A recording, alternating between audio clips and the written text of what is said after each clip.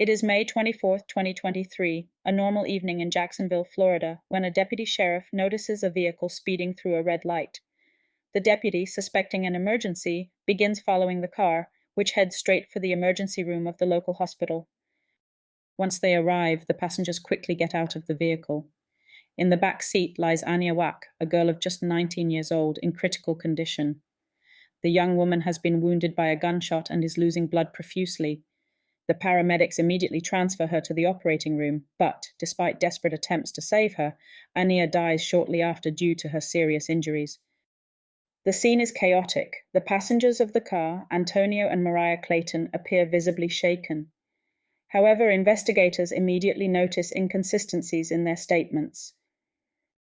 Antonio and Mariah tell a story that seems strange from the beginning. They claim to have found Ania injured and abandoned on the sidewalk while they were driving. Taking pity on her, they decided to help her and take her to the hospital. But this version immediately raises suspicions. The details provided are vague, and no call to 911 was made by the two to report the incident. Furthermore, the officers find no traces that confirm Ania's presence in the place indicated by the two passengers. As the investigation progresses, the truth comes out. Witnesses say that evening, Ania was in an apartment in Jacksonville with Mariah and other friends. They were recording a video for TikTok, as they often did. During filming, one of the props was a real gun. Although it was initially unclear whether the weapon was handled for fun or vanity, it is clear that it was not a replica. A moment of carelessness turns into tragedy. A shot goes off, fatally wounding Ania. During questioning, Mariah changes her story several times. At first, she claims she never touched the weapon. Then, pressed by the investigators' questions, she admits that the weapon could have gone off accidentally while it was being handled by another person. But each statement seems more confusing than the last. Investigators begin to suspect that Mariah is trying to cover up her responsibility or that of someone else present that night. Investigators press Mariah with specific questions. They analyze the video recorded for TikTok and discover that the gun was indeed loaded during the filming. This element proves crucial to understanding the dynamics of the facts. Mariah continues to claim that the shot was fired accidentally, but her attitude changes during the interrogations. Initially cooperative, she becomes increasingly reticent and frustrated. What makes the situation even more disturbing is Mariah's behavior after Ania's death.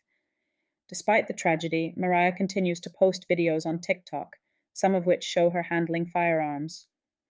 These videos attract the attention of users and investigators, who see in this attitude a worrying indifference to the gravity of the situation. Mariah seems more interested in maintaining her online image than in showing remorse. After months of investigation, the police decide to act. Mariah is called in for questioning again, but this time the questions are targeted and direct. The girl appears combative and plays down the seriousness of what happened, describing everything as a simple accident. However, investigators have now gathered enough evidence to charge her. Mariah is arrested and charged with negligence and irresponsible behavior that led to Ania's death. But let's try to better understand Mariah's psychological profile. Who is really the girl who saw a 19-year-old girl die before her eyes? Mariah Clayton, an enterprising young woman active on social media, presents herself as a complex person with traits that reveal both a search for approval and an evident emotional immaturity. Mariah seems to embody many of the typical traits of those who constantly seek validation through social media. Her online presence is characterized by a continuous flow of content designed to attract likes, comments, and followers. This behavior could indicate a narcissistic personality trait, in which self-esteem is highly dependent on external approval. Her desire to always appear to be the center of attention may have led her to underestimate the risks associated with using a gun while filming a video. In a context of competition for notoriety, personal and other safety may have taken a back seat to creating content that would be shocking or attractive to many viewers. The irresponsible use of a firearm in a recreational context suggests a serious lack of awareness of the consequences of one's actions. Mariah appears to have acted without fully considering the risks, a behavior that could be attributed to emotional immaturity and poor long-term planning. Furthermore, her reaction after the incident, characterized by changes in version during various interrogations, and by the publication of new content on social media, indicates a difficulty in recognizing the seriousness of her actions. This behavior could be interpreted as a defense mechanism to avoid facing guilt and responsibility. After the incident, Mariah continued to post videos on social media, some of which still portrayed her with firearms. This behavior suggests an emotional detachment from the tragedy and an attempt to preserve her public image at the expense of repentance or respect for the victim. This behavior could derive from a form of denial, in which Mariah tries to maintain a semblance of normality to protect herself from the emotional impact of the incident. Mariah also appears to be influenced by the dynamics of the group with which she interacted. The presence of Antonio and other friends could contributed to creating a climate of superficiality and competition, where the perception of risks was minimized. This social context may have amplified his impulsiveness and tendency to please others. Let us now analyze the psychological profile of the other protagonist of this macabre story, Antonio. The young man who was with Mariah during the accident presents a different but complementary psychological profile, which helps to better understand the dynamics that led to the tragedy. Antonio seems to have a more passive role than Mariah, but his presence is crucial to understanding the entire context. His decision not to actively intervene to prevent the irresponsible use of the gun indicates a certain indirect complicity, which could derive from a personality with traits of conformism and little assertiveness. In group situations, Antonio may have felt unable to oppose Mariah's decisions or impose more responsible behavior, preferring to adapt to the dynamics of the moment to avoid conflict. Antonio may have been motivated by a sense of loyalty to Mariah, which led him to support her even after the incident. This behavior could be interpreted as a manifestation of emotional attachment or a fear of alienating himself from the group. However, misplaced loyalty helped perpetuate the misleading narrative about what happened.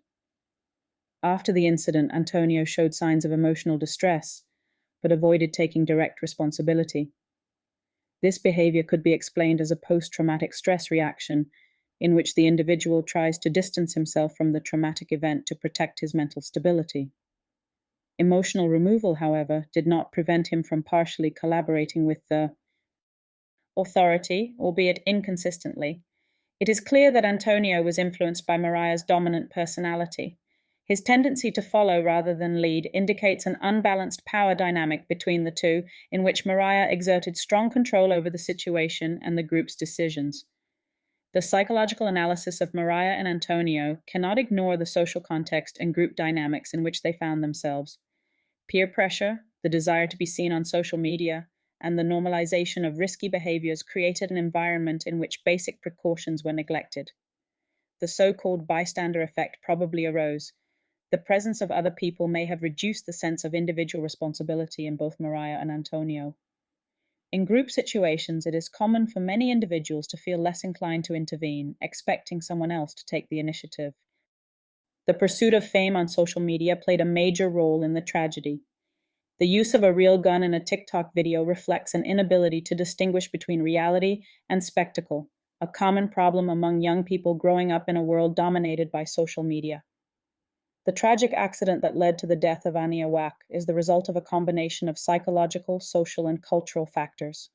Mariah Clayton, with her need for attention and emotional immaturity, and Antonio, with his passivity and inability to resist, represent two sides of a dysfunctional dynamic that has had fatal consequences. This analysis highlights the importance of educating young people about responsibility and risk awareness, especially in an era where social media is increasingly putting pressure on individual choices and behaviors. Ania's death is a dramatic reminder of how dangerous it is to handle firearms, especially in recreational or non-professional contexts.